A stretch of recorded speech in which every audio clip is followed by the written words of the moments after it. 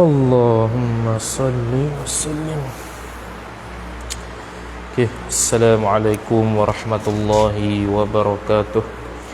A'udzu billahi minasy syaithanir rajim. Bismillahirrahmanirrahim. Alhamdulillahi rabbil alamin, wassalatu wassalamu ala asyrafil anbiya'i wal mursalin sayyidina Muhammadin wa ala alihi wa sahbihi ajma'in. Subhanaka la ilma lana illa ma 'allamtana innaka antal alimul hakim. Wa la hawla wa la quwwata illa billahil aliyyil azim. Rabbi shrah li sadri wa yassir li amri wahlul 'uqdatam min lisani yafqahu qawli wasaddid lisani wahdi qalbi bihaqqi nabiyyika Muhammad sallallahu alaihi wasallam. Allahumma aghnina bil ilmi wa zayyinna bil hilmi wa akrimna bit taqwa wa jammilna bil afiyah. Nawayna at-ta'alluma wat ta'lim wat tadhakkura wat tadhkir wan naf'a wal intifa' wal ifadata wal istifadah wal hath 'ala at-tamassuk bi kitabillahi wa sunnati rasulih sallallahu alaihi wasallam. ودعاء إلى الهدى والدلالة على الخير ابتغاء وجه الله مرضاته وقربه وثوابه سبحانه وتعالى آمين يا رب العالمين. Alhamdulillah, syukur kita pada Allah Subhanahu wa taala dengan taufik dan hidayah dia dapat lagi sambung membaca kitab apa nama tu? Tuhfatut Tullab لتوضيح العبارات على كتاب إيضاح الألباب لمريد النكاح بالصواب. Karangan apa nama tu, Baba As-Suyuti rahimahullah, dan pengarang matan ya Syekh Daud bin Abdullah Al-Fatani rahimahullah taala. Sambung pada kata dia, wa qala Syekhul Musannifu rahimahullah taala wa nafa'ana Allah bi'ulumihi wa bi'ulumikum wa bi'ulumi masyayikhina fid darain amin ya rabbal alamin. Kata pengarang Syekh Daud bin Abdullah Al-Fatani rahimahullahu taala, dia kata dulu, dan tiada sah, muka surat 40 bawah sekali, dan tiada sah nikah itu melainkan dengan lafaz tazwij atau lafaz nikah.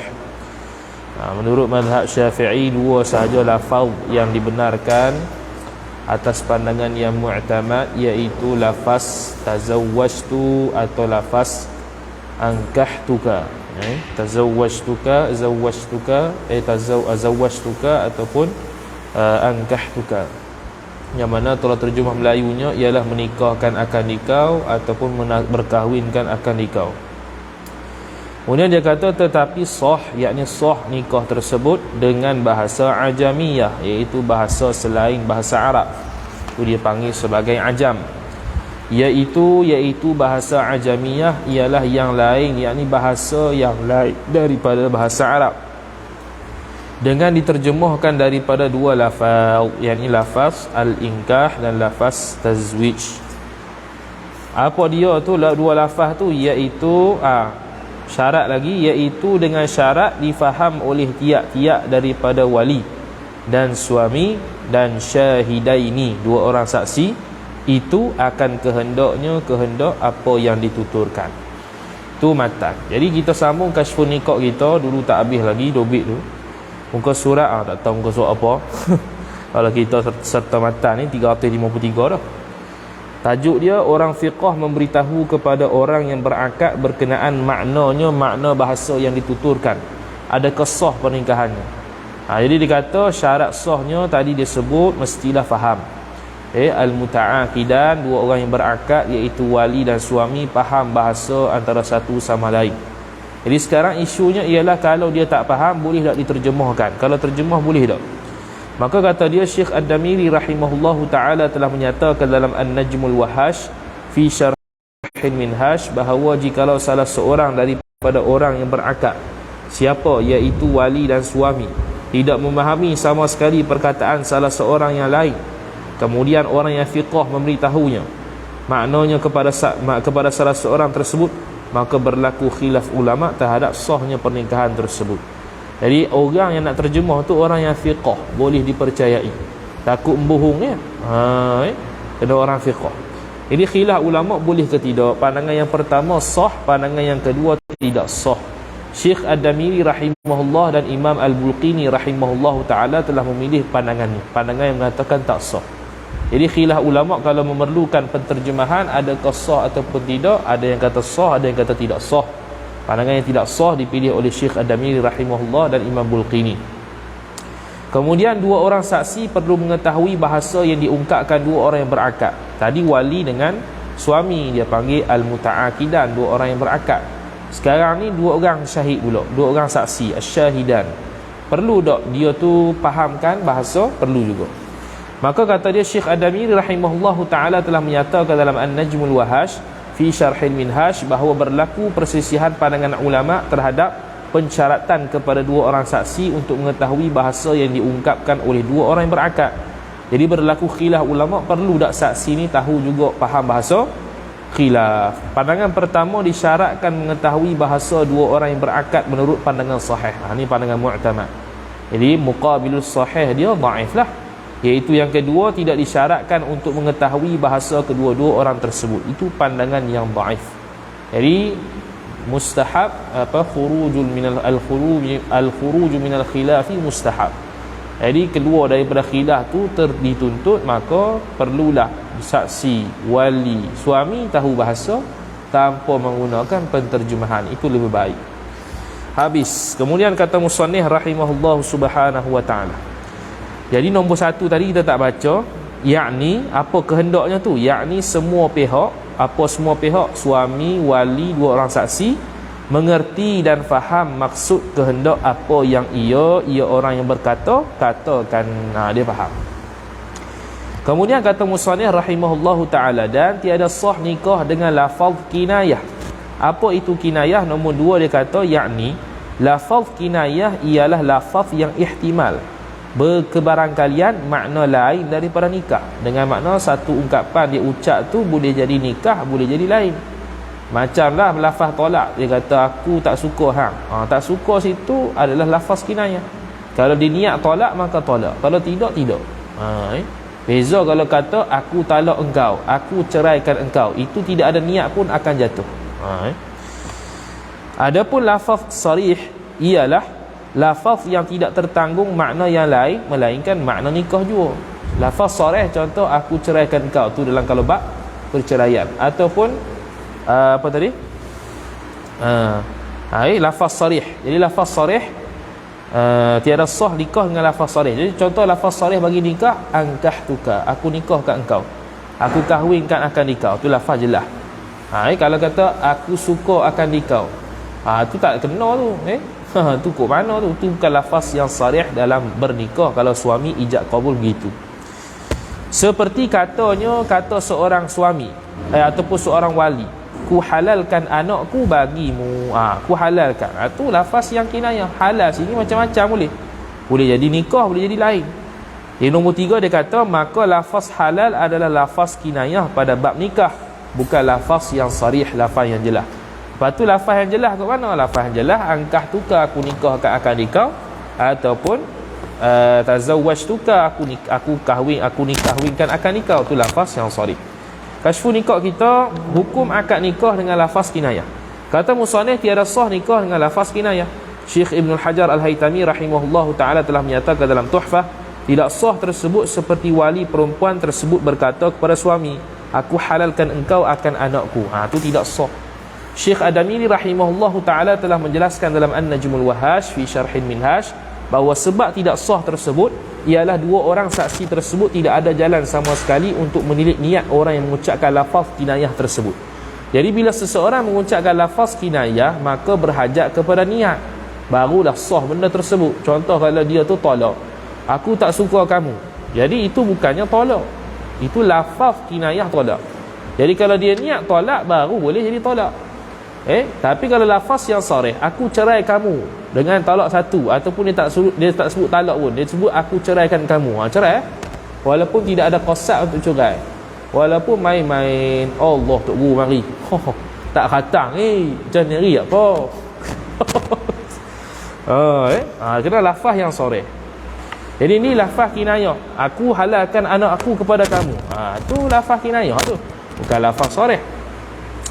Jikalau orang yang mengucapkan lafaz akad nikah tersebut mengatakan bahawa dia berniat untuk menikahkan ataupun menerima nikahnya, maka para saksi tersebut hanya menyaksikan pengakuan berlakunya akad daripada orang yang berakad, bukannya menyaksikan akad itu sendiri. Dia kata jikalau orang yang mengucapkan lafaz akad nikah tersebut mengatakan, sekarang ni kalau dia kata lafaz aku halalkan anakku kepadamu, tu lafaz kinayah.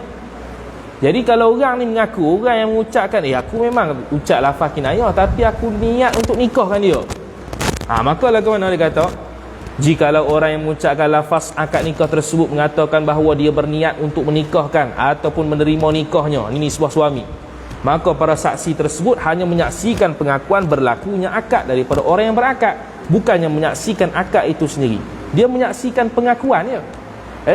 Saksi ni dia perlu tengok bahawasanya pernikahan sudah berlaku secara jelas.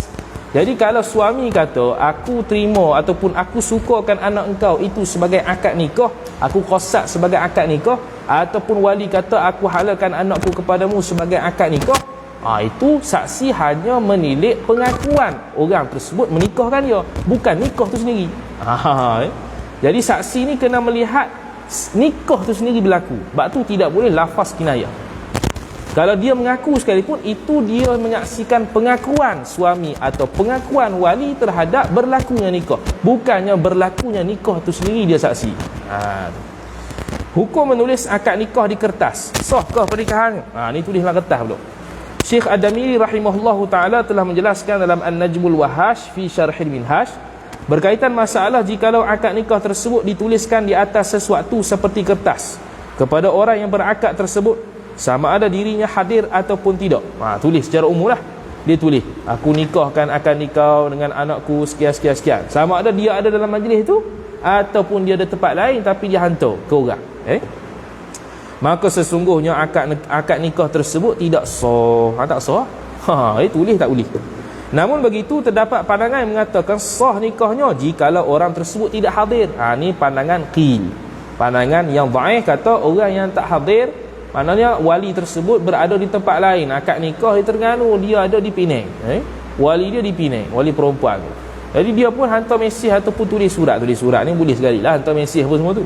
Dia tulis surat. Ada pandangan kedua kata sah juga, dengan syarat kalau dia tu tak hadir, dengan makna tidak ada dalam majlis tersebut. Tu. Walaupun begitu, ia masih dianggap tiada terjadinya pernikahan kerana tulisan-tulisan ini merupakan satu bentuk kinayah.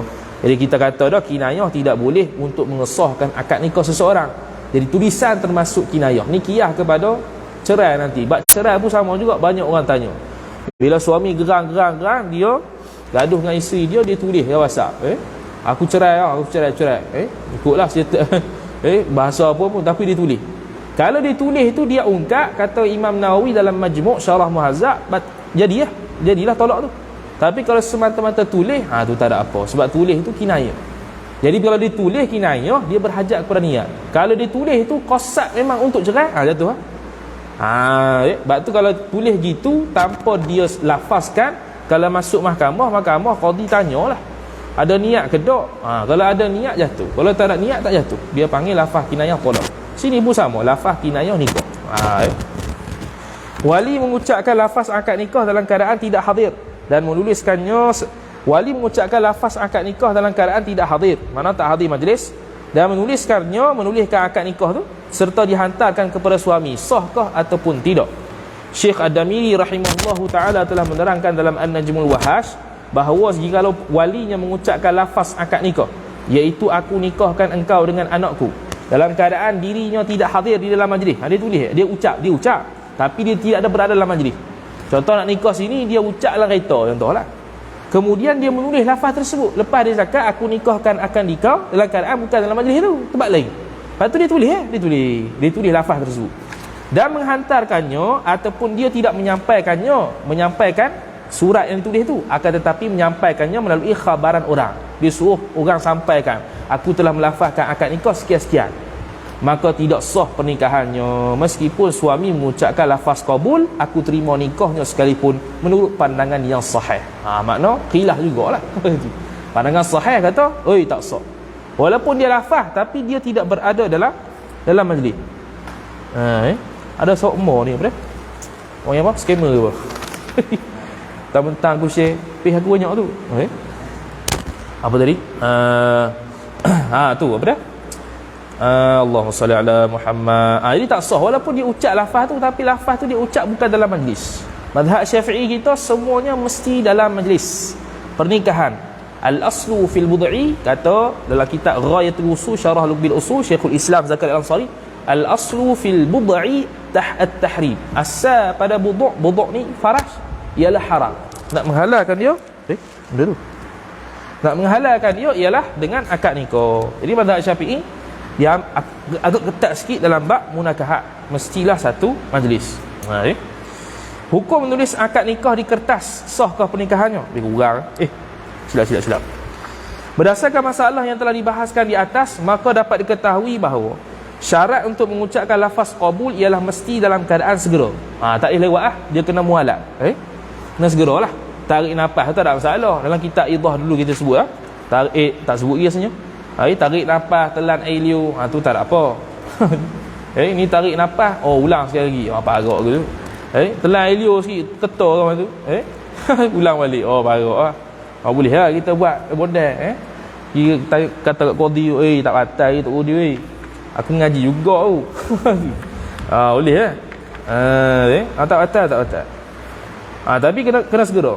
Bukan itu sahaja, bahkan lafaz qabul tersebut mestilah dihadiri oleh dua orang saksi ketika dia ucapkan. Dua lah sekurang-kurangnya.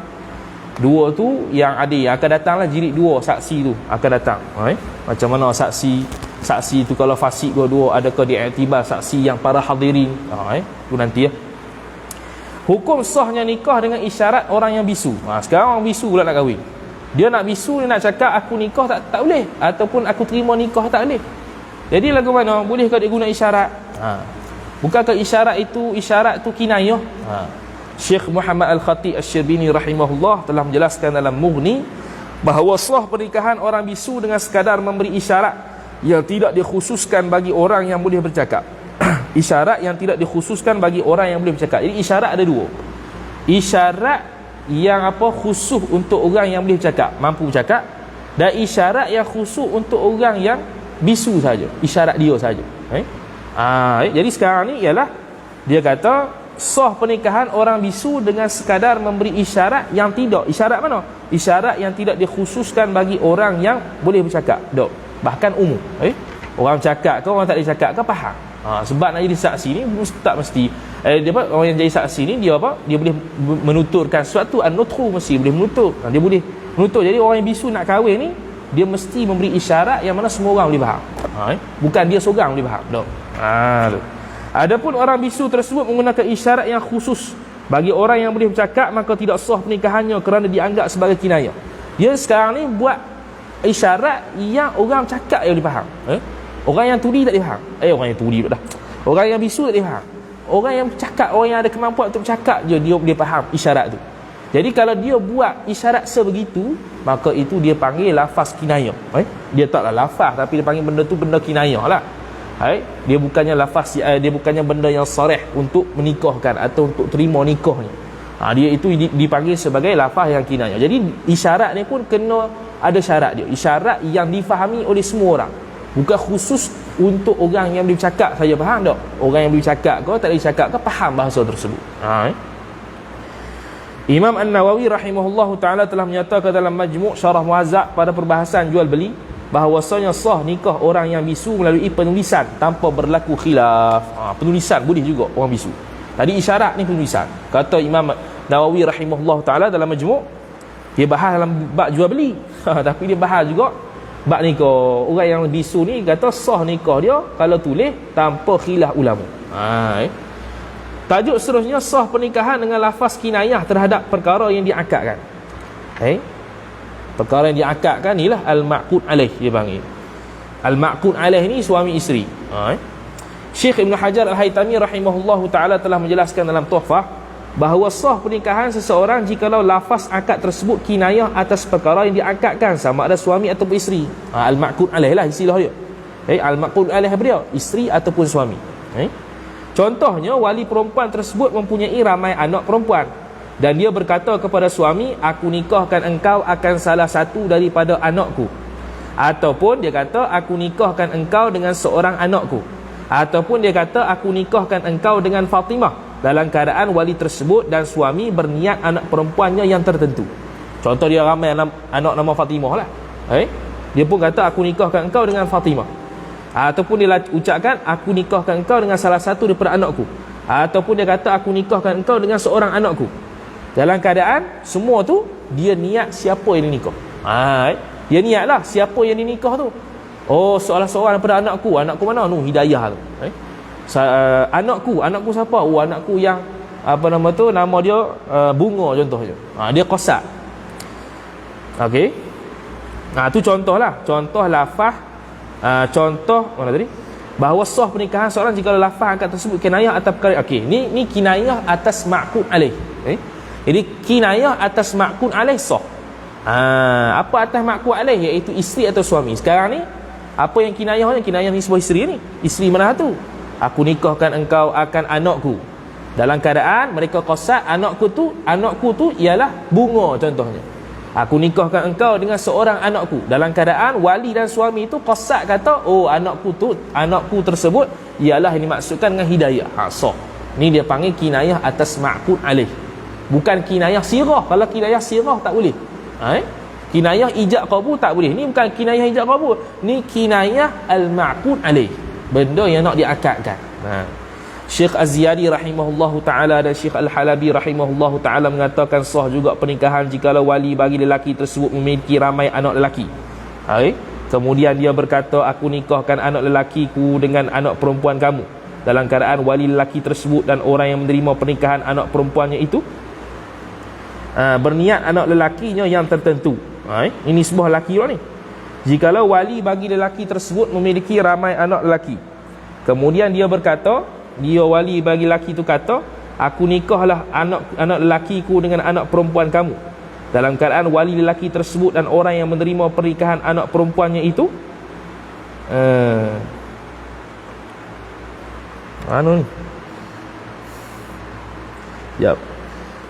sah juga pernikahan jikalau wali bagi lelaki tersebut memiliki ramai anak lelaki.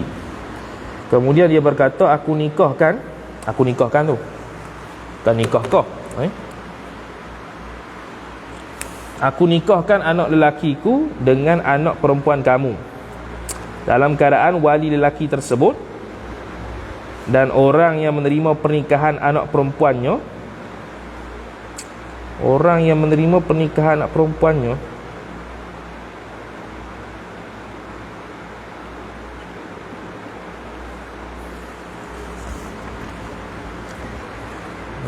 pelik. Jikalau wali bagi lelaki memiliki ramai anak lelaki, kemudian dia berkata, aku nikahkan anak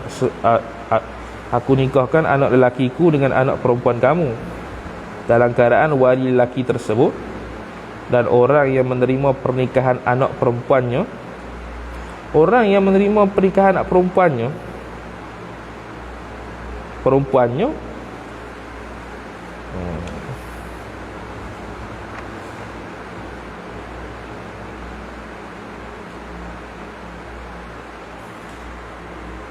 dia berkata, aku nikahkan anak lelakiku dengan anak perempuanmu.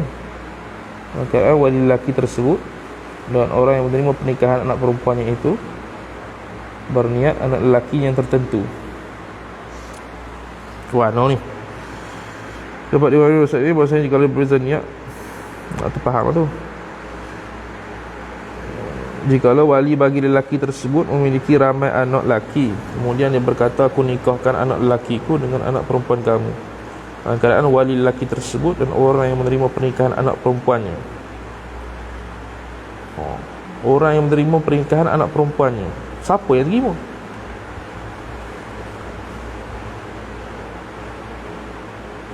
Tengok balik ni, macam pelik dalam kitab Tuhfah ni. Tengok semula ni.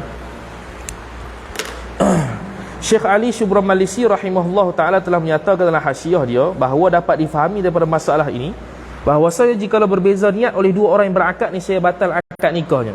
Ni sama macam tadi. Contoh tadi dia kata lafaz kinayah tu, kinayah pada ma'qud alaih tu, iaitu wali perempuan kata aku nikahkan engkau dengan anak seorang anakku ataupun salah seorang daripada anakku, dalam keadaan kedua-duanya kena niat sama. Jadi kalau kedua-duanya niat lain-lain, wali niat Fatimah, lelaki niat orang Hidayah, tu tak sah. Jadi lafaz kinayah pada ma'qud alaih sah, tetapi mestilah sama niat dia, iaitu orang yang tertentu. Orang yang tertentu tu sama. Siapa perempuan yang nak diakad nikah tu? Wali perempuan mati dalam keadaan sah akad nikah yang berlafaz kinayah ke atas perkara yang diakadkan. Perkara yang diakad ni ma'qud alaih lah. Wali perempuan mati. Mana ni? Syekh Ali Syubran Malisi rahimahullahu ta'ala telah menjelaskan dalam hasyiah dia bahawa jikalau suami meminta salah seorang daripada anak perempuan wali tersebut selepas wali tersebut meninggal dunia, suami meminta salah seorang, meminta ni mana jadi isteri lah, salah seorang daripada anak perempuan wali tersebut selepas wali tersebut meninggal dunia, kemudian suami berkata, kamulah ni kejadian kes lafaz akad kinayah ma'qud alaih. Lafaz kinayah dia ma'qud alaih macam tadi tu lah. Lafaz kinayah aku nikahkan engkau dengan salah seorang anakku, tu ni sambung cerita dia. Lepas akad nikah tu wali mati. Sah dah akad nikah tapi wali mati. Lepas wali mati, suami tuntut lah bawa mari salah seorang daripada anak wali tu. Maka dia kata, suami pun kata, kamulah perempuan yang dimaksudkan dalam akad tersebut.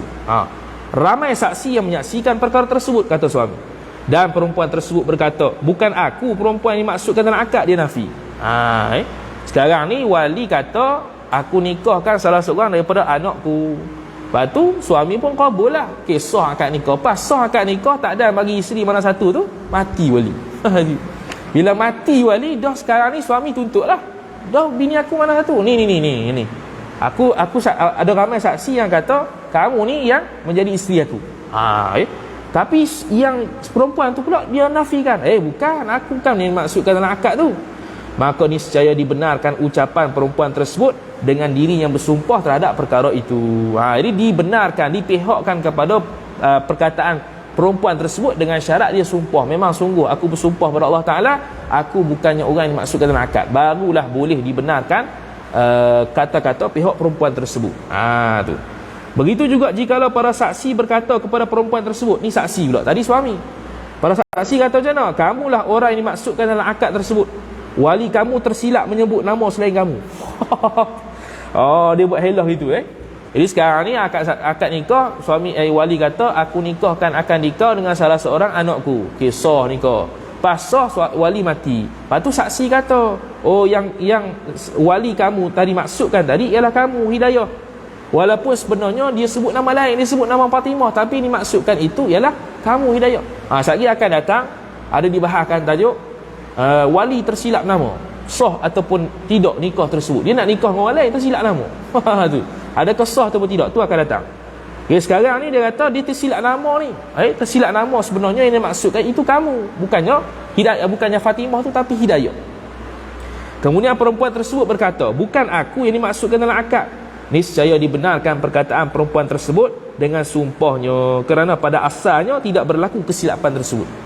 Al-aslu adamu, asal tak ada, tak berlaku silap pada asal. Pada asalnya betul lah cakap. Tiba-tiba wali bila meninggal, saksi pula bagi tahu kata, yang sebenarnya dimaksudkan oleh bapa kamu, wali kamu ni ialah Hidayah, bukan Fatimah. Yang disebut Fatimah tu tersilap. Lafaz tersilapnya nama tu sekali akan datang lah, dia tak bahas lagi.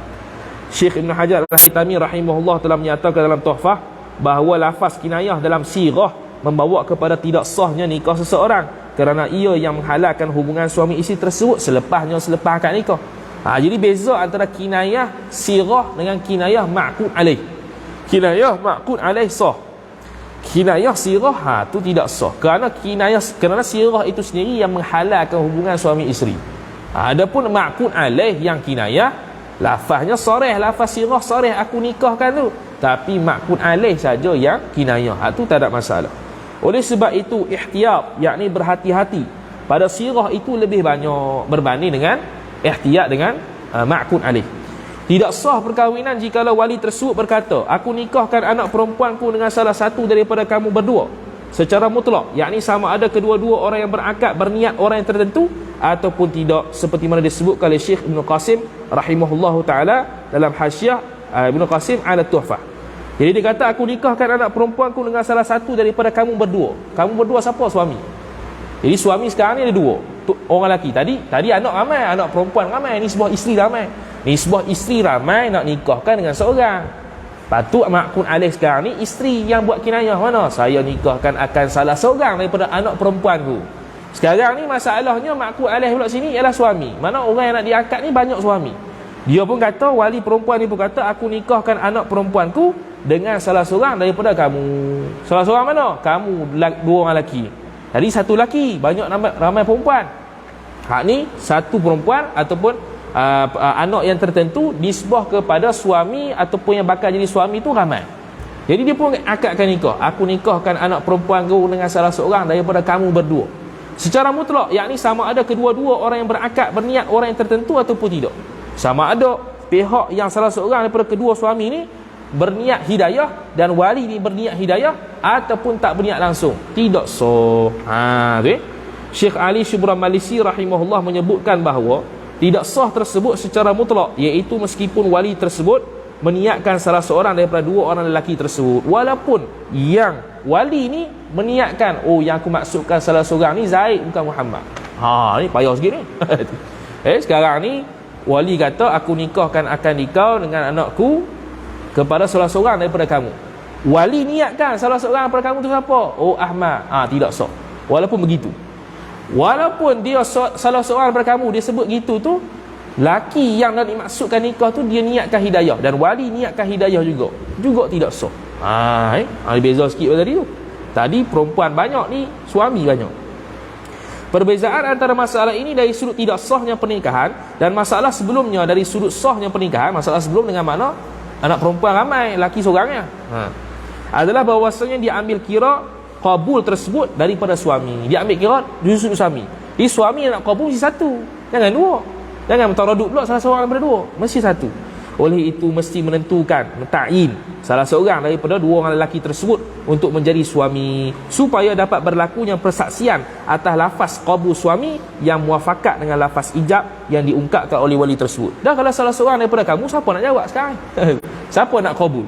Dua-dua jawab, tak boleh mesti salah seorang. Dia kena ta'yin. Tu. Sebuah suami kena ta'yin. Habis. Kemudian kata musannif rahimahullahu ta'ala, dan jika berkata wali, aku kahwinkan di kau si Anu. Si Anu nama orang lah, si Fulan lah umpamanya. Maka sahut suaminya, suami bagi isteri tadi, aku terimalah. Aku terima, qabil tu sahaja. Tidak sah, tiada sah nikahnya, nikah suami tadi. Sebab apa? Kerana ketiadaan sarih, ketiadaan jelas pada qabulnya, qabul suami. Jadi dia kata aku terima lah. Terima apa? Dia mutaaddi, mesti dia ada maf'ul bih. Terima apa? Terima duit, terima peruat, terima nikah, terima hutang, terima apa? Jadi tidak jelas. Jadi tidak sah nikah ini. Suami melafazkan saya terima sahaja, sahkah pernikahannya? Kata musannif, tiada sah pernikahnya. Syekh Ad-Damiri rahimahullahu taala telah menjelaskan dalam An-Najmul Wahash bahawa berlaku perselisihan pandangan ulama jikalau suami hanya menyebut pada lafaz qabulnya aku terima sahaja dari sudut sahnya pernikahan. Khilaf 4 pandangan. Kalau pun pandangan muktamad tak sah lah. Ni untuk orang-orang yang nak jadi doktor akan datang. Istilah Tok Bekah ni doktor lah. Dia doktor perubatan syarak. Sebab apa? Sebab nanti kalau ada masalah apa-apa, bukan semua boleh buat pandangan muktamad. Macam fatwa lah. Kadang-kadang ada yang kena pindah mazhab pun ada. Terpaksa pindah mazhab lah buat mana. Jadi dia kena tahu banyak. Dia kena tahu banyak.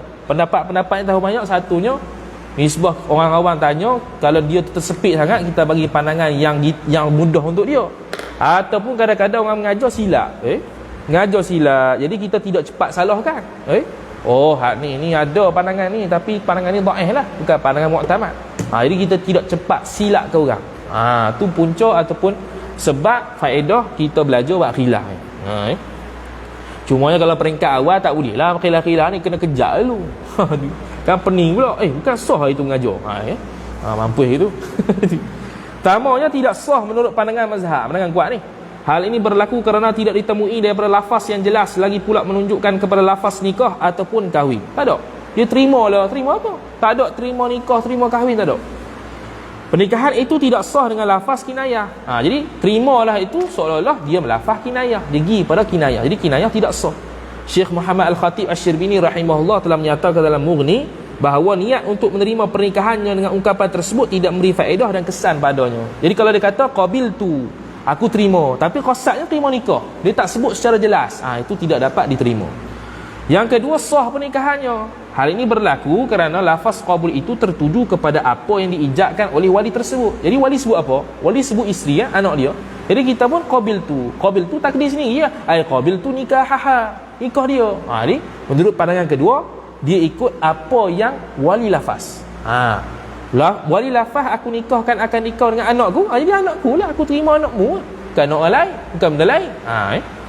Pandangan ini turut disokong oleh Imam Ahmad rahimahullah, ini mazhab Hambali, dan Imam Abu Hanifah radhiyallahu taala anhu. Ini beza mazhab sikit lah. Yang ketiga, ada dia kata sah pernikahannya tanpa khilaf. Ada pandangan ulama kata ni sah tanpa khilaf. Yang ketiga, yang terakhir, tidak sah pernikahan tanpa khilaf. Ini pun ada juga.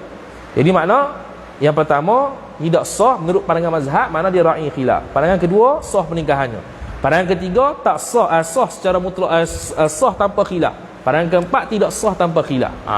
Kesimpulannya dua ialah, sah ataupun tidak sah. Pandangan mu'tamad sah lah. Pandangan mu'tamad tidak sah. Pandangan mu'tamad mazhab Syafi'i. Jikalau suami tersebut mengungkapkan lafaz ijab dengan berkata aku terima nikah atau aku menerimanya, maka berlaku khilaf ulama. Dalam kitab Arab sebut gini, qabiltun nikah.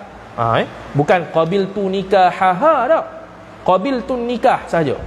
Ataupun qabiltuha, tu bahasa Arab lah. Jadi kita terjemah Melayu gitu lah. Aku terima nikah. Apa? Qabiltun nikah. Qabiltun nikaha. Dia tak ada dhamir yang merujuk pada perempuan. Ataupun dia kata qabiltuha, aku terima nya perempuan tu. Tanpa disebut nikah perempuan tu. Jadi macam mana? Khilaf. Namun begitu pendapat yang diutamakan ialah sah juga pernikahannya. Sah juga. Habis. Kemudian kata musannif rahimahullahu taala, dan jika berkata suami bagi walinya, wali perempuan tu, dia kata apa? Kahwinkan olehmu akan daku akan suami perempuan ini anak tu lah. Maka kata wali ku kahwinkan dikau akan dia akan perempuan itu, sah nikahnya, nikah suami tadi. Nombor 5, kerana hadis Sahal bin Sa'ad qala ja'at imra'atun ila Rasulillah sallallahu alaihi wasallam faqalat ya Rasulullah inni qad wahabtu laka min nafsi faqala rajulun zawwijniha qala qad zawwajtukaha bima ma'aka minal Quran. Berkata Sahal bin Sa'ad, datang seorang perempuan kepada Rasulullah sallallahu alaihi wasallam. Ia berkata, aku serah bagi engkau dari diri engkau ya Rasulullah, dari diriku ya Rasulullah. Maka berkata seorang laki-laki dari sahabat beliau, kahwinilah aku dengan dia, dengan perempuan. Maka beliau bersabda, sungguh aku mengahwinkan engkau akan dia, akan perempuan tu, dengan apa yang engkau miliki dari Quran. Ini Sahih Bukhari. Ini dalil dalam Sahih Bukhari ini menunjukkan bahawasanya sah akad nikah kalau ditakdimkan qabul dulu baru ijab. Hak tu kita dah bahas lama dah. Hak minggu lepas lagi. Siap cara ijab yang berbeza pun dibahaskan. Kalau kata qabiltu nikahaha dulu, macam mana? Boleh ke tak? Yang kata ijab, yang kata qabul dulu tu, kalau dia kata aku apa dulu? Aku kahwin, aku berkahwin dengan anak perempuan kamu. Itu. Lepas tu dia pun kata aku nikahkan akan nikah dengan anak perempuanku. Tu takdim ijab berbanding takdim qabul berbanding ijab, mendahulukan qabul berbanding ijab. Dan dibahas juga minggu lepas, kalaulah qabul tersebut dia dahulukan, aku terima nikahnya. Lepas tu ijab, lepas tu baru ijab. Aku nikahkan akan nikah dengan anakku. Sah ke tidak? Itu semua dah dibahas dulu lah. Demikian lagi jika berkata wali, berkahwin engkau akan dia akan seorang perempuan tu, maka sahut suami, aku berkahwin akan dia akan perempuan tersebut. Berkahwin engkau akan dia. Dia pakai fi'il ni. Dia tak pakai aku nikahkan tak. Berkahwin engkau akan dia. Terus suami berkata aku berkahwin akan dia. Itu pun sah nikahnya. Nikah suami tadi. Intaha Tuhfatul Muhtaj jilid 7 muka surat 223. Tengok topik kita. Sirah-sirah yang menjadikan suatu pernikahan itu sah. Kata musannif sah nikahnya. Syekh Ad-Damiri rahimahullah telah menyatakan dalam An-Najmul Wahash fi Syarhil Minhaj bahawa sahnya pernikahan tersebut disebabkan oleh wujudnya suruhan ataupun ajakan pernikahan yang jazam daripada pihak wali. Sahnya pernikahan, sebab apa sah pernikahan hak ni? Yang lafaz begini ni, berkahwin engkau akan dia. Lepas tu suami jawab aku berkahwin akan dia. Ialah kerana wujudnya suruhan ataupun ajakan pernikahan yang jazam, putus. Tidak ada keraguan padanya. Sebab pernikahan ni mesti kena putus belaka. Sebab tu lafaz pun kena sarih, lafaz kena jelas, kena dia satu majlis dan sebagainya, supaya nampak sungguh pernikahan itu betul-betul tahaqquk berlaku. Begitu juga terdapat hadis yang diriwayatkan oleh Imam Bukhari dan Muslim. Hal keadaan mereka berdua mengeluarkan hadisnya daripada Sahal bin Sa'ad. Tadi itulah bahawa Al-Arabi yang minang Al-Wahibah. Beliau berkata kepada Nabi SAW, nikahkan aku dengan perempuan tersebut wahai Rasulullah SAW. Kemudian Rasulullah SAW telah bersabda, aku kahwinkan engkau dengannya. Tiada dinukilkan sama sekali bahawasanya Al-Arabi itu menyebutkan aku terima selepas daripada perkataan Rasulullah sallallahu alaihi wasallam. Dia Arabi itu tanya, bagi tahu dulu, nikahkan aku dengan perempuan tersebut. Jadi dia lafazkan lafaz qabul dulu, baru Rasulullah buat lafaz ijab. Dalam keadaan selepas lafaz ijab tidak dikatakan lagi aku terima nikahnya. Tu. Ini pandangan yang zahir dalam mazhab Syafi'i. Syekh Muhammad Khatib Syirbini turut menjelaskannya dalam Mughni bahawa kedua-dua masalah tersebut sah pernikahannya meskipun pihak suami tidak mengungkapkan perkataan qabul selepas daripada ungkapan wali tersebut. Hal ini berlaku kerana terdapat ungkapan ajak kepada pernikahan yang bertaraf jazam, pasti.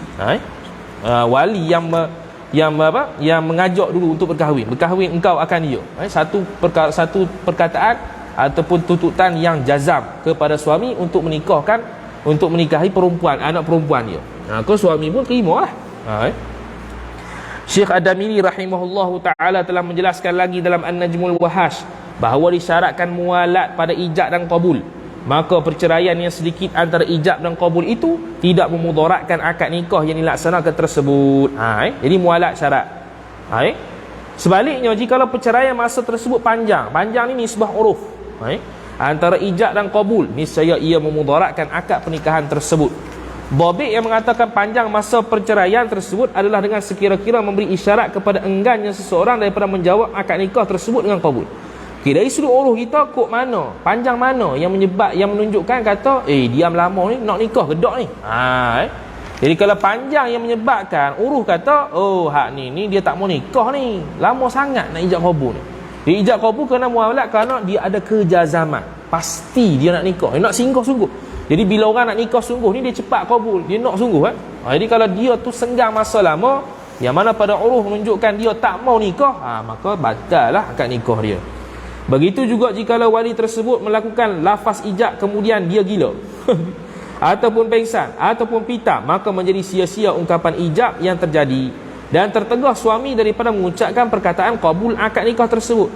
Jadi sepanjang akad nikah berlaku, start daripada aku nikahkan akad nikah sehingga aku terima pernikahan tersebut, mestilah suami dan wali sihat, tidak pitam, tidak gila, tidak mabuk, tidak ketum, tidak mati. Kalau tak, dia kena ulang semula, tidak sah. Bukan itu sahaja, bahkan jikalau seorang perempuan memberikan keizinan kepada walinya untuk menikahkannya dengan sekira-kira dikirakan dan diiktibarkan keizinan yang datang daripada perempuan tersebut. Kita dah bahas dulu perempuan yang boleh diiktibarkan izin dia, iaitu perempuan janda contohnya. Betul. Kemudian perempuan tersebut pengsan ataupun pitam sebelum berlakunya akad nikah, niscaya batal keizinan yang didapati daripada perempuan tersebut. Jadi perempuan ni izin kepada seseorang untuk menikahkan dia, tiba-tiba tak ada nak ijab qabul sampai aku terima nikahnya, dia pengsan, dia pitam, mati. Jadi tak jadi isteri lagi. Tunggu dia sedar dulu, batu akad nikah semula. Jadi dalam proses tempoh akad nikah, mestilah perempuan yang diizinkan untuk nikahkan dia dan juga suami dan wali itu mesti sihat-sihat sahaja. Tak boleh ada yang ada masalah.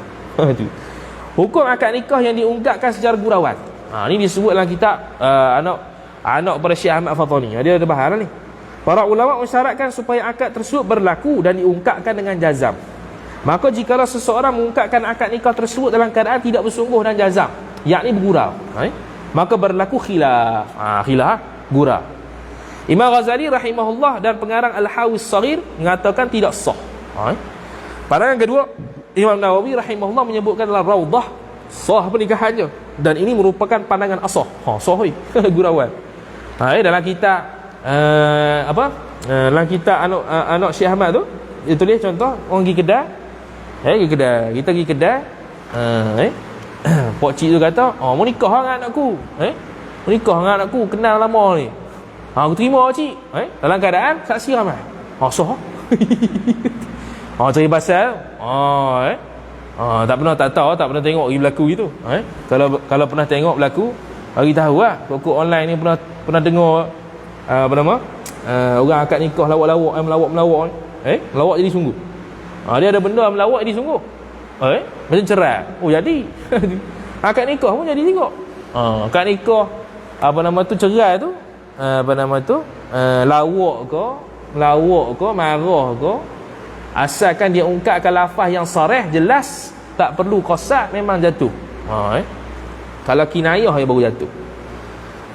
Tu kata dia, kerana berdasarkan satu hadis Nabi sallallahu alaihi wasallam yang dikeluarkan oleh Imam Al-Hakim, Imam Abu Daud, Imam Tirmizi dan Imam Ibnu Majah, 3 perkara kesungguhan akan menjadi sungguh perkara tersebut, dan bermain-main atau bergurau dengannya juga akan menjadi sungguh. Sungguh pun sungguh, main pun sungguh juga. Iaitu apa? Salah satunya ni nikah. Kemudian disyaratkan juga bahawa akad nikah tersebut dilaksanakan dalam keadaan seorang suami dan isteri sudah ditentukan. Dah ta'yin dah, mana isteri, mana suami. Sebab tu sebelum akad nikah dia tanya dulu, mana isteri, mana suami. Lagi majlis nikah dia apa? Dia ucap, dia sebut nama. Fulan bin fulan, mana dia? Ni. Tu dah isteri tu. Kena ta'yin lah. Kan silap pula. Bukannya sama-sama, tak tentu lagi, ataupun tidak ditentukannya lagi. Habis. Hukum menggunakan lafaz istifham dalam akad nikah. Pula dah. Syekh Muhammad Al-Khatib Asy-Syirmini rahimahullahu taala telah menjelaskan dalam Mughni tentang sirah akad nikah yang berbentuk istifham. Tanda tanyalah. Jikalau seorang suami berkata, engkau, yakni wali, menikahkan aku dengan anakmu, dia tanya. Kemudian wali menjawab dengan berkata, adakah engkau berkahwin dengan anakku? Maka pernikahannya tidak sah, tak sah gitu. Istifham dengan istifham. Suami kata, engkau nikahkan aku dengan anakmu. Lepas tu wali kata, adakah engkau berkahwin dengan anakku? Istifham dengan istifham. Itu tidak sah. Hal ini berlaku kerana terdapat unsur-unsur istifham, yakni meminta untuk mengetahui sesuatu dengan bertanya. Minta untuk bertanya tu makna tidak pasti. Sedangkan akad nikah ni mesti sharih dan jazam, mesti pasti. Jadi istifham ni istifham hakiki lah sini. Istifham banyak pula ni, istifham ingkari pula, istifham hakiki. Ni hakiki. Tanya sungguh ni. Tak boleh sebab tidak berlaku jazam dan sharih yang jelas. Hukum mengungkapkan akad nikah dengan lafaz yang menjadikan suami ma'qud alaih.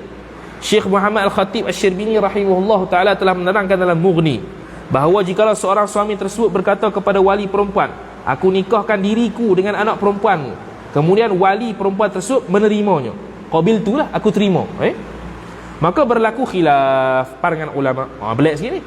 Tadi ma'qud alaihnya isteri, ni ma'qud alaihnya suami. Aku nikahkan diriku dengan anak perempuan.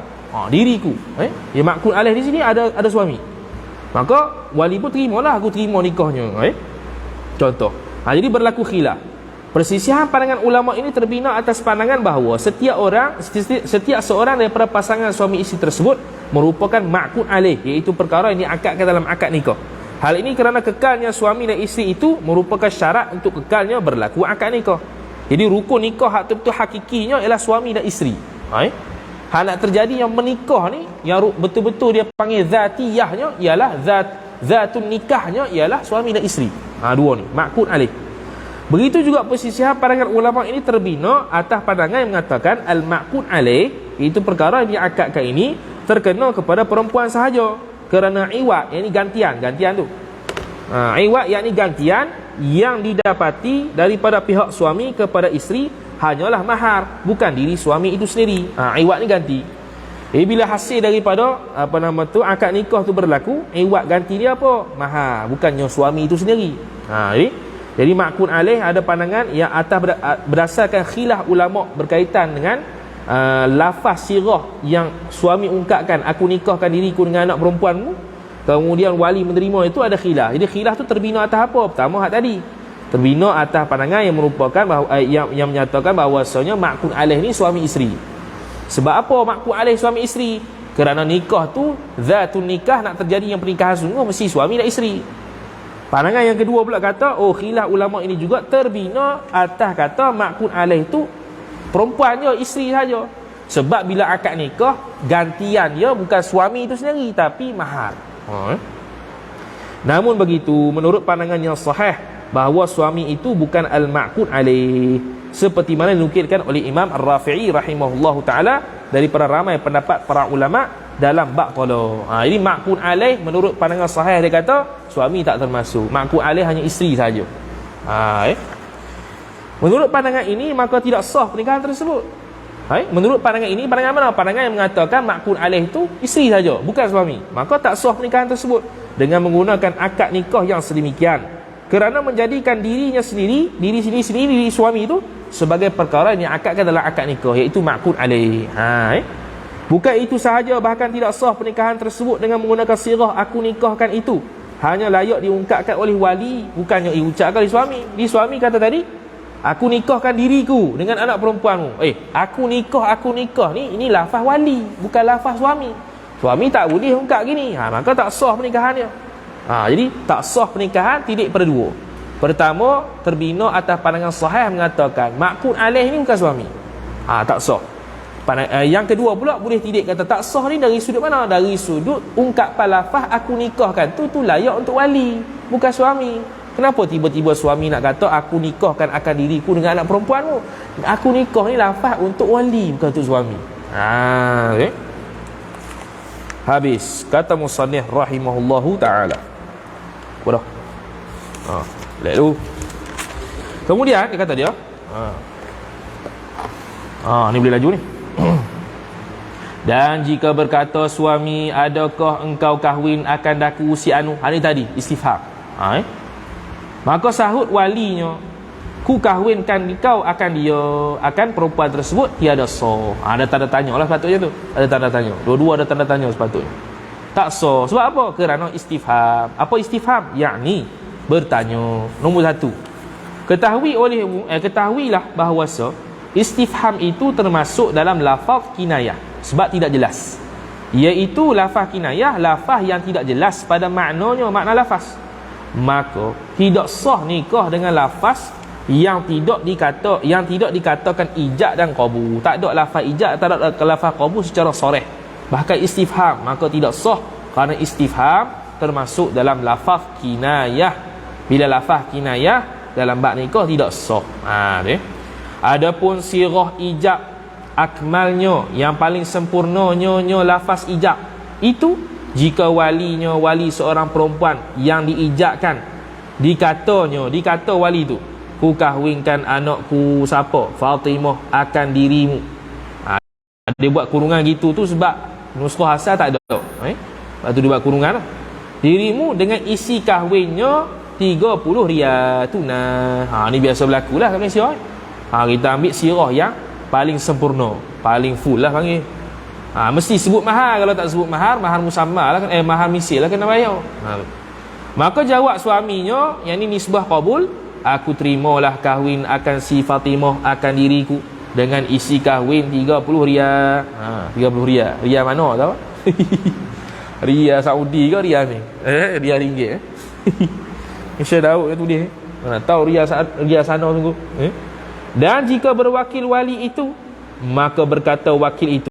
Ni nisbah tadi wali dengan suami. Ni kalau wakil pula. Macam mana sirah yang lebih akmal, lebih sempurna. Maka berkata wakil itu, wakil bagi wali, ku kahwinkan akan dikau si Fatimah anak si anu, yang ia si anu tu berwakil akan daku. Isi kahwin si anu Fatimah tadi 2 tahil mas. Bukan 2 tahil 2 tahil. Tu ukuran sama dulu tu, tahil. Nombor 3, tahil, iaitu nama bagi sukatan dan timbangan berat emas. Tu tahil. Maka satu tahil bersamaan emas berat 1 dalam 16 kati. Kerana satu kati bersama emas berat 16 tahil. Kamus Melayu, Intaha Kamus Melayu. Kamus Melayu. Gua surat 153. Apa dia? 547 tu. Ataupun satu tahil bersamaan 10 mithqal emas. Kerana dua tahil itu nisab emas yang beratnya 85 gram. 85 gram ni pun khilaf lah. Gram ni kalau tukar ke gram ni khilaf. Cuma kita Malaysia ambil 85. Atau 5.66. Apa tu? Apa tu? Kub. Takriban dekat-dekat. Apa kub tu? Apa benda? Kub ke kuat ke kuip? Boleh lah kau tu.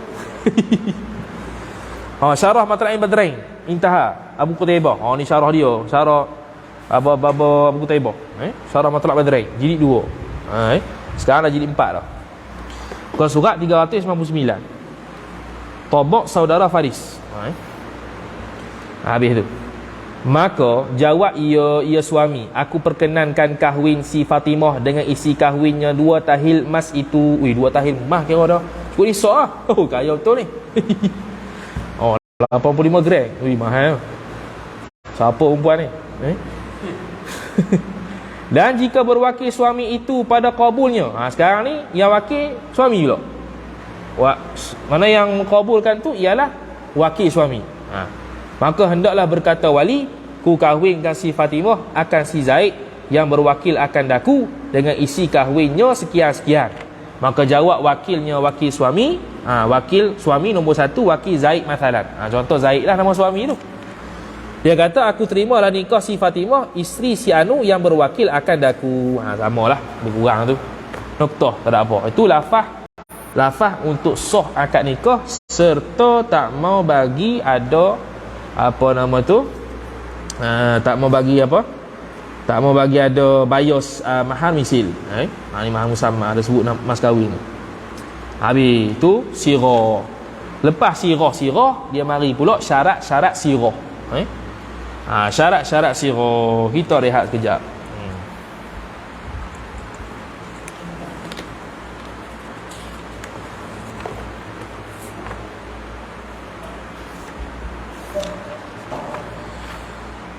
Syuh 23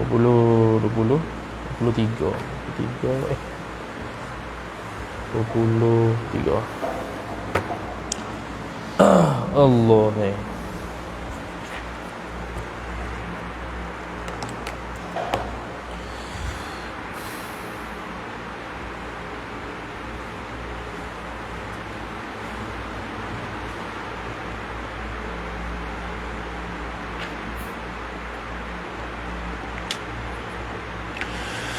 Allah bagus lah. Online ada soalan online?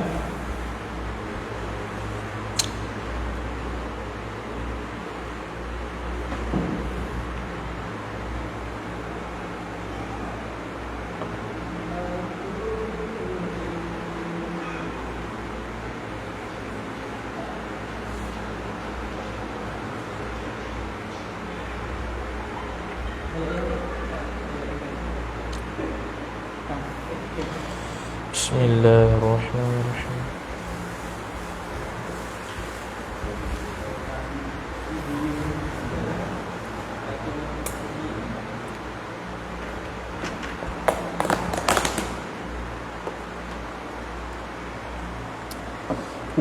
Macam ni bisa pandang ambil lama je rasa.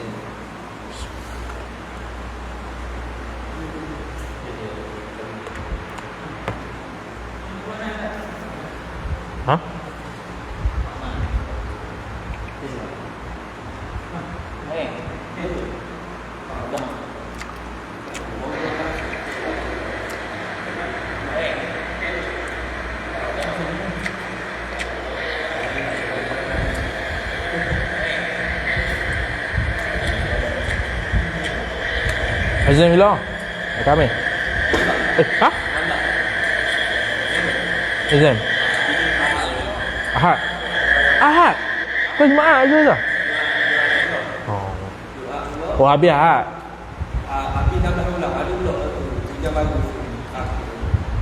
Ada tahlili. Berapa bulan? 16. Kali tukang bila mentah, tu nak tenggelam main dia kata. Juga main dia.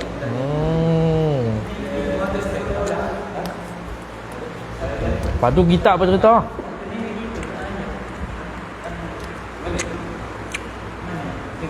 Ha? Oh, bahawa tak. Kitab apa cerita? Kitab. Ayah dia. Tengok macam mana biasa buat. Ha? Itu benda tengok apa. Cik ya. Bawa yang orang yang kata dah yang bawa semua. Baki letak rumah dulu sampai semua siap, nanti kita resign.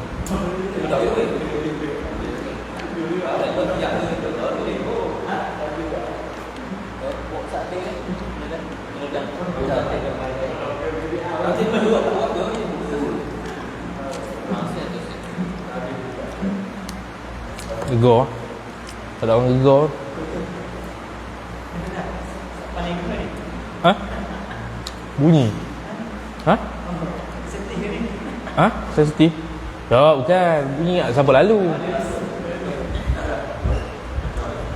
Habis apa? Balik bindeng hari lah. Mayalah.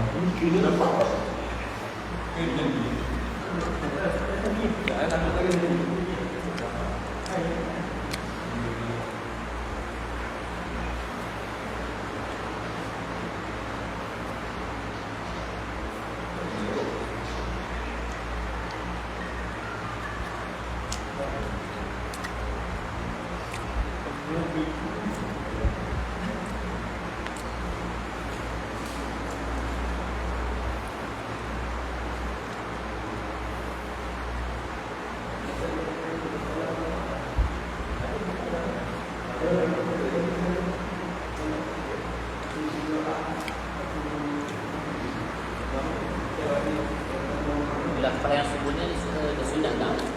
Disunatkan ayat imam. Faham.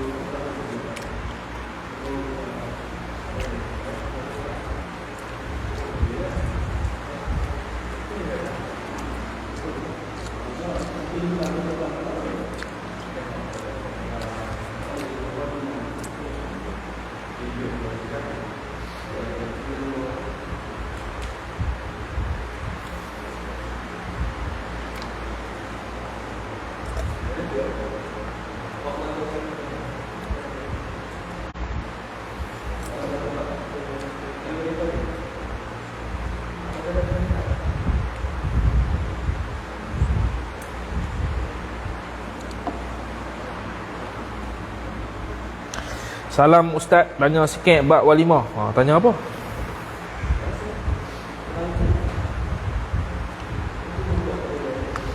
Tanya gapo dia tu.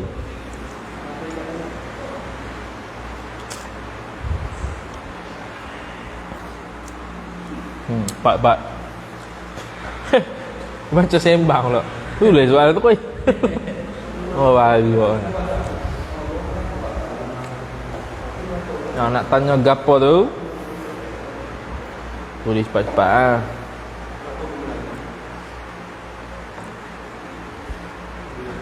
Ya Rabbi bil Mustafa Balligh maqam.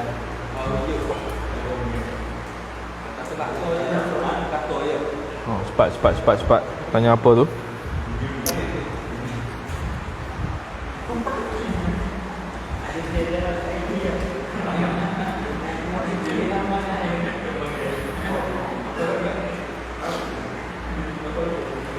Balligh maqasidana alim. Yang online faham ataupun tidak? King. Apa hukum untuk ada walimah dijemput oleh nenek untuk majlis walimah cucunya, sedangkan cucunya tak kenal orang dijemput? Mana? Untuk hadir walimah dijemput oleh nenek untuk majlis walimah cucunya, betul? Sedangkan cucunya tak kenal orang dijemput. Orang tak kenal. Hadir walimah yang dijemput. Oh, yang dijemput oleh nenek. Mana orang yang jemput nenek tu? Nenek tu ajak kita. Itu. Zuhair nampak itu lah. Untuk hari walimah dijemput oleh nenek. Nenek tu dijemput orang lain. Lepas tu dia ajak cucu dia sekali. Itu Zuhair. Kita dah khabar dulu masa ya betul lah. Patutnya gini. Orang jemput nenek ajak cucu dia pergi sekali. Tu baru betul lah soalan. Kalau dijemput oleh nenek, mana seolah-olah nenek tu jemput cucu tak kenal nenek. Pelik tu. Parok gitu. Jadi masalah itu kita dah bahas dah. Contoh kau orang tak payah nenek, contoh kita orang jemput walimah. Okey, kita wajib pergi lah. Lepas tu kita pun ajak lah, ada seorang driver. Driver nak mari. Jadi perlukah driver tu kenal walimah pula. Kenal tuan rumah tu boleh pergi dah, tak payah. Cukuplah orang yang dijemput tadi tu khabar ke tuan rumah ada driver ikut sekali. Sudah. Lepas tu sunat pula orang yang menjemput tadi jemput juga driver tadi. Tu sunat. Nisbah izin tak payah izin, maklum saja. Kita dah kata dah itu. Kitab tu. Maklum dengan mana gini. Tu beza antara maklum dengan izin. Ni banyak orang tak tahu maklum dengan izin pun beza. Jadi sebab apa? Sebab kita sapu rata Contoh suami isteri lah. Dia pergi siap-siap, isteri siap-siap, dia kabur ke suami. Nak pergi market sekejap Nak pergi market sekejap tu khabar. Itu bagi tahu tu maklum ke izin. Izinnya boleh ke tak saya pergi market. Kalau boleh baru saya siap. Kalau tak boleh tak siap lah. Ni siap habis dah. Bang lagi masuk itu ke izin, itu khabar. Khabar tu ke izinnya. Jadi kena beza khabar dengan izin. Jadi yang wajib atas isteri minta izin, bukannya khabar. Sekarang ni ialah driver nak ikut. Sebab apa? Sebab orang yang dia bawa ni dijemput ke majlis walimah. Jadi kita ni yang dijemput nenek tadi tu kena bagi tahu ke tuan rumah kata aku ada nenek cucu sekali. Boleh tak? Boleh maklum saja. Bukannya minta izin. Kalau minta izin gini, cucu aku nak mari sekali, boleh ke tak? Tu izin. Kalau maklum gini, ada orang nak ikut sekali dengan saya. Maklum. Sunat pula orang yang jemput nenek tadi tu jemput dia sekali. Sunat. Itu dah bahas dulu dalam Kashfun Niqab. Dalam kitab Najmul Wahah dulu. Habislah. Jadi bolehlah. Cucu tu pergi walaupun tak kenal pun. Dia bukan syarat kenal, syarat jemput je. Hantar tak kenal pun. Macam contohlah, pas masjid, pas kuliah ke, dia seba kad walimah. Suruh mari walimah rumah dia. Dalam keadaan kita tak kenal siapa dia, jemput orang mana. Ikutlah. Tak masalah asalkan dijemput. Habis kata musannif rahimahullahu taala syarat-syarat sirah. Syarat yang pertama dan disyaratkan hendaklah ada mualat antara ijab dan qabul. Disyaratkan yang ini disyaratkan sah nikah itu hendaklah ada mualat. Mualat ni berterus-terusan tidak putus-putus antara ijab dan qabul. Yang ni putus yang memudaratkan. Kashfun nikah kita syarat sirah yang pertama mualat antara ijab dan qabul. Kata musannif yakni untuk mengesahkan akad nikah. Kata musannif antara ijab dan qabul yakni seperti jual beli. Bahkan dalam bab nikah ni lebih utama dari sudut keperluan mualat tersebut. Sebab lebih syadid dalam bab nikah ni. Sehingga ada kaedah al-aslu fil bud'i at-tahrim. Asal pada buduk tu tahrim, haram. Melainkan akad dia yang menghalalkan dia. Habis dan tiada memberi cedera. Jika tiada memberi cedera ni tidak memberi cedera pada nikah dengan makna tidak menyebabkan tak sah nikah. Tu maksud cedera. Bila tak cedera tu? Bila tak menjadikan tak sahnya nikah? Jika ada sedikit perceraian. Ada sikit perceraian. Mana perceraian tu? Sekadar nafas, tarik nafas je. Sebab apa dia kata sekadar nafas? Sebab dia nak beza dalam bab baca Fatihah. Baca Fatihah mualat juga. Kalau lebih daripada satu nafas tak mualat. Tu kalau bab Fatihah. Alhamdulillahirabbil alamin. Dia tarik nafas patutnya Ar-Rahmanir Rahim. Tu bermualat. Tapi kalau Alhamdulillahirabbil alamin, dia tarik, dia lepas, dia tarik lagi, baru dia Ar-Rahmanir Rahim. Tu dia putus mualat. Kecuali kalau dia penat. Kecuali kalau memang pasien tabiat dia memang pasien penat, memang perlukan nafas yang banyak, tu lain lah. Itu uzur, tak boleh buat apa tu. Kita yang nak hadir ni lah rasa keberatan pasal tuan rumah tak kenal kita, tengok atas bawah. Lah dia tinggalkan begitu saja majlis tersebut tanpa makan minum. Tak payah ha. Tamanya kena belajar belaka. Orang yang menjemput dan orang yang dijemput kena belajar belaka. Sebab tu dia kata al-ilmu bila ilmi al-amalu bila ilmin al-ilmu bila ilmi al-ilmu balik tu. Al-ilmu bila amalin junun. Wal amalu bila ilmin la yakun.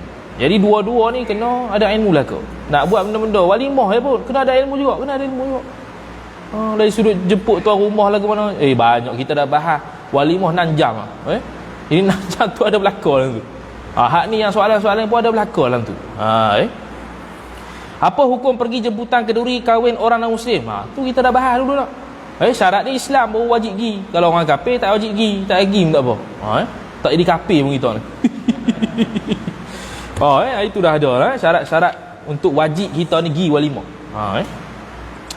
Habis mana tadi? Hilang. Dan tiada memberi cedera. Sekadar apa habis? Atau kerana telan air liur. Ni Tok Kodi. Ni ketua duk ketua kat nikah pertama kali pertama kali kawan tu. Pertama tu kawan tu pertama kali akad nikah dia buat ketua. Jangan telan air liur. Tak sah macam-macam pelik-pelik. Telan air liur tak ada masalah. Telan air liur nak buat macam mana ketua sangat. Pelik. Aku terima nikahnya. Nak telan bila boleh telan tak sempat telan ke. Dan batu waktu nak akad nikah tu kebetulan batu COVID-19 akad nikah juga. Atau lain yang tersebut. Nombor 2, dikehendaki dengan tiada cedera itu, yakni tidak mengapa, yakni sah jika ada sedikit perceraian sekadar nafas atau kerana telan air liur dan batuk atau lainnya. Nokta. Tetapi jika ada panjang perceraian sekira-kira memberitahu akan berpaling daripada nikah. Nombor 3, iaitu dengan sekira-kira ada qarinah haliyah. Qarinah haliyah ni perbuatan kita lah. Perbuatan kita tu yang menunjuk atas berpaling dan tinggal daripada akad nikah itu. Ada petunjuk perbuatan kita yang lambat-lambat ni macam nak kedok nikah ni tak sah. Maka tiadalah sah. Nokta habis. Kemudian kata dalam Kasyfun Niqab dia sedikit perceraian, yakni antara ijab dan qabul. Tiadalah sah. Dalam ad-dalil nasah telah menyatakan bahawa tidak sah pernikahan tersebut jikalau perceraian antara ijab dan qabul itu mengambil masa yang panjang, kerana qabul tersebut sudah terkeluar daripada menjadikannya sebagai jawab kepada ijab yang diungkapkan oleh wali perempuan tersebut. Dalam Hasyiah Al-Kamthili ala Al-Anwar telah menyatakan bahawa kadar panjang masa perceraian tersebut seperti mana terkenal daripada 2 jalanan ulama, iaitu ulama Iraq dan Khurasan, iaitu perkataan yang menunjukkan seseorang itu enggan untuk mengucapkan perkataan qabul. Apa-apa sajalah yang menyebabkan seseorang itu kita boleh hukumkan dia ni tak mau qabul akad nikah tersebut. Maka tidak sah nikah dia. Habis kata musannif rahimahullah, dan demikian lagi mana? Yakni disyaratkan juga untuk menjadikan akad nikah tersebut sah. Tu demikian lagi. Jika diceraikan apa? Yakni antara ijab dan qabul dengan perkataan yang lain. Dengan perkataan yang lain, dalam ad-dalil nasah telah menjelaskan bahawa tidak boleh mengeluarkan perkataan yang lain tersebut adalah daripada orang yang mengkabulkan akad nikah tersebut, iaitu suami, walaupun sedikit perkataan yang lain. Perkataan yang lain ni perkataan ajnabi lah biasanya. Hal ini berlaku kerana apabila seseorang mengungkapkan perkataan yang lain daripada perkara yang berkaitan dengan akad nikah, maka ia seolah-olah memberi isyarat kepada tidak berkehendak untuk menerima atau mengkabulkan akad nikahnya tersebut. Tu dia panggil mengisyaratkan, membawa faham kata dia ni tak mau mengkabulkan, menerima akad nikah tu. Sebab tu dicakap benda lain. Tidak menceraikan tu yang tiada ta'aluk dengan akad, yang tak ada kaitan langsung dengan akad nikah. Sebab tu dulu dia bahas kalau ada khutbah nikah ketika kalau ada khutbah ketika qabul akad nikah, lagu mana? Jadi khilaf ulama dulu kita bahas. Adakah khutbah dengan makna alhamdulillah wassalatu wassalamu ala rasulillah qabiltu nikahaha? Adakah benda tersebut termasuk dalam akad nikah ataupun tidak? Atau khilaf dulu kita dah bahas. Kalau atas pandangan mengatakan itu masih ta'aluk dengan akad nikah, maka sah. Kalau atas pandangan ulama kata itu tak ada kaitan dengan nikah, maka tidak sah. Begitu juga dengan zikir. Dia bahas dulu dah dulu. Habis. Jikalau sedikit sekalipun tu royah dia, maka tidak sah, tiada sah. Nombor 4, dikehendaki dengan tiada ta'aluk, yakni tiada bersangkut paut dengan nikah. Adapun jika kalam itu sunat di dalam akad seperti baca khutbah, tu sebelum ijab dan sebelum qabul, atau bertakluk sebelum ijab sebelum qabul. Sebelum ijab tu tok wali tu kata alhamdulillah wassalatu wassalamu ala rasulillah wa ala alihi wa sahbihi wa man wala uzawwijuka ila akhirih. Tu wali suami pula kata alhamdulillah wassalatu wassalamu ala rasulillah qabiltu nikahaha, contoh. Sah nikah dia. Atau bertakluk dan berkait dengan akad, seperti berkata juru akad kemudian daripada ijabnya, faqul qabiltu nikaha, qabiltu bukan faqul, betul lah, faqul qabiltu nikaha, qabiltu bukan qabilta. Maka katalah, artinya katakanlah keterima aku akan nikahnya. Tu ni kan perceraian tu. Dia panggil juru bahasa, yang talqinkan akad tu. Kamu katalah aku terima nikahnya. Kita pun kata aku terima nikahnya. Perceraian tu, tak apa, perceraian tu ada kait dengan nikah. Tak apa. Maka tidak memberi mudarat apa-apa, noktah. Habis. Kata musannif, jikalau sedikit sekalipun, dalam ad-dalilun nassah telah menyatakan bahawa jikalau berlaku perceraian masa yang singkat antara ijab dan qabul, seperti menelan air liur ataupun menarik nafas, maka sah juga pernikahannya, kerana menelan air liur dan bernafas tersebut tidak dapat dilepaskan daripada diri seseorang. Mana susah, ta'adzur. Susah nak lepas, mesti tertelangak, mesti nak menapah. Sesak kawan tu. Kata musannif seperti membaca khutbah. Okey, belum lagi. Kata musannif rahimahullahu ta'ala, maka jika ada perkataan itu, perkataan yang lain tu, yang dituntut, yakni yang dituntut dalam akad nikah, atau yang menghukumkan bagi akad. Apa yang menghukumkan bagi akad? Nombor 5, dikehendaki dengan yang menghukumkan bagi akad, yakni dengan bahawa adalah kalam itu ada hubung qaid dengan akad, atau kemaslahatan akad, atau sunat pada akad. Intaha radut talibin. Macam mana contoh menghukumkan bagi akad tu? Ada kaitan dengan akad tu, seperti membaca khutbah. Nombor 6, yakni puji Allah Ta'ala, selawat salam atas Nabi sallallahu alaihi wasallam, dan pesan takwa kepada Allah Ta'ala, seperti pada misal musannif rahimahullahu ta'ala yang telah dulu. Tu dia disebut belakang. Membaca khutbah dengan katanya, kata seorang alhamdulillahi wassalatu wassalamu ala rasulillah usikum bitaqwallah, maka katanya, kata suami, qabiltu nikahaha, iaitu aku terima akan nikahnya, maka tiada memberi mudarat. Apa tiada memberi mudarat? Yakni sah. Nombor 1, kerana ini termasuk dalam kemaslahatan akad, ada kaitan, dan sebagai muqaddimah bagi akad, maka tidaklah memutus mualat dengannya dengan perkataan khutbah tadi. Intaha rawdatut talibin. Rujukan sebelum ni habis.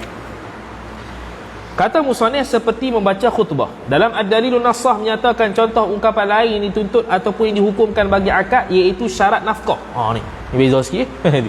Syarat nafkah disebut juga, pembahagian masa dengan isteri disebut juga, jikalau poligami, dan juga maslahah yang berkaitan dengan akad, ataupun perkara-perkara yang disunatkan dalam akad, seperti membaca basmalah, tahmid dan selawat ke atas Nabi sallallahu alaihi wasallam. Oleh itu, jikalau seorang wali perempuan mengatakan pada ungkapan ijab sebagaimana berikut, bismillahi walhamdulillahi wassalatu wassalamu ala rasulillah usikum wa nafsi bitaqwallah, zawajtuka ibnati fulanah binti fulan ala ma amara Allah bihi min imsakin bima'rufin aw tasrihin bi ihsan. Panjang. Letih dengar. Suami lagi gegar dah. Apa benda pula ni? Dengan nama Allah Ta'ala segala puji itu hanya mustahak bagi Allah. Selawat dan salam itu turun kedua-duanya ke atas Rasulullah. Aku berpesan kepada kalian dan diriku sendiri dengan bertakwa kepada Allah Ta'ala.